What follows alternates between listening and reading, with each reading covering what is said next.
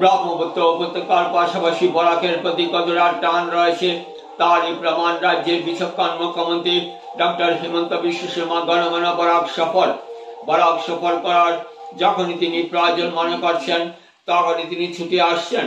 ফের বরাকের করিমগঞ্জ জেলার সফরে আসছেন মুখ্যমন্ত্রী।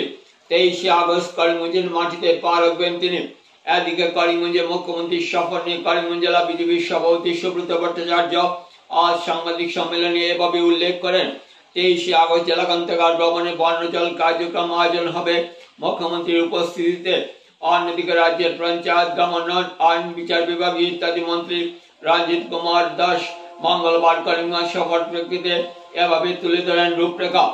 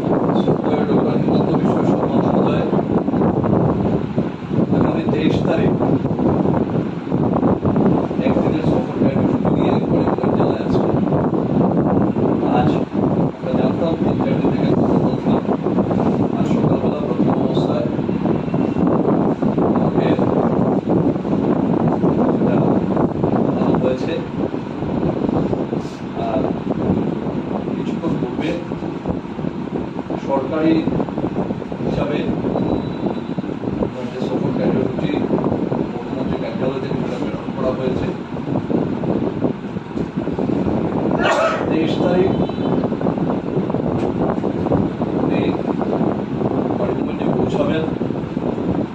প্রথম কার্যসূচি হচ্ছে লোকসভা নির্বাচনের পর দলের কার্যকর্তা এবং ভারতীয় জনতা পার্টির সমাজতায়ী বা যারা ভারতীয় জনতা পার্টিকে বিগত লোকসভা নির্বাচনে উদ্ধার করে ভোট দিয়ে এখান থেকে প্রার্থী নির্বাচিত করে সরকারি লোকসভায় পাঠিয়েছেন, তাদের সকলের উদ্দেশ্যে মাননীয় মুখ্যমন্ত্রী অনেক কার্যসূচিতে ধন্যবাদ জানিয়েছেন এবং এটা ঐতিহাসিক আংশিকভাবে করিমগঞ্জ জেলা ভারতীয় জনতা পার্টির সকল স্তরের কার্যকর্তা বা সমর্থকদের জন্য এটা একটা বিষয় ছিল। আমাদের বিগত রাজ্যের কার্যনির্বাহী সমিতির সভায় যারা উপস্থিত ছিলেন করিমগঞ্জ জেলা থেকে বা কলকাতা থেকে তারা দেখেছেন, প্রায় মাননীয় মুখ্যমন্ত্রী মহোদয়ের বক্তব্যের 10 মিনিট সময় জুড়েছিল করিমগঞ্জ জেলার করিমগঞ্জ লোকসভা সমষ্টির প্রশংসা। বারবার ঘুরিয়ে ফিরিয়ে করিমগঞ্জের কার্যকর্তাদের প্রশংসা করেছিলেন। করিমগঞ্জের একদম বুথ স্তরের কার্যকর্তা থেকে মন্ডল জেলা প্রশাসক যারা আছেন বা জনপ্রতিনিধি যারা আছেন, যারা আছেন বিধায়ক সকলের ব্যাপারে প্রশংসা করেছেন বারবার। প্রায় 10 মিনিটের করিমগঞ্জের এই জয় নিয়ে মাননীয় মুখ্যমন্ত্রী বা দলের উৎসাহিত আছেন, প্রফুল্লিত আছেন। আর মাননীয় মুখ্যমন্ত্রী মহোদয় 23 তারিখ আসছেন পুরো সরকারি কার্যকর্তা করিমগঞ্জ জেলায় শুধু দলীয় কার্যকর্তাদেরকে নিয়ে কার্যকর্তা সম্মেলন করবেন এবং ধন্যবাদ জ্ঞাপন করবেন। এটাই আমার ইচ্ছা আছে, সেরকম জানানো হয়েছে। আর সেই উদ্দেশ্য নিয়ে আগামী 23 তারিখ এক সফর কর্মসূচি নিয়ে করিমগঞ্জে আসছেন ভারতীয় জনতা পার্টির পক্ষ থেকে। করিমগঞ্জ জেলা গ্রন্থাগার প্রেক্ষাগৃহে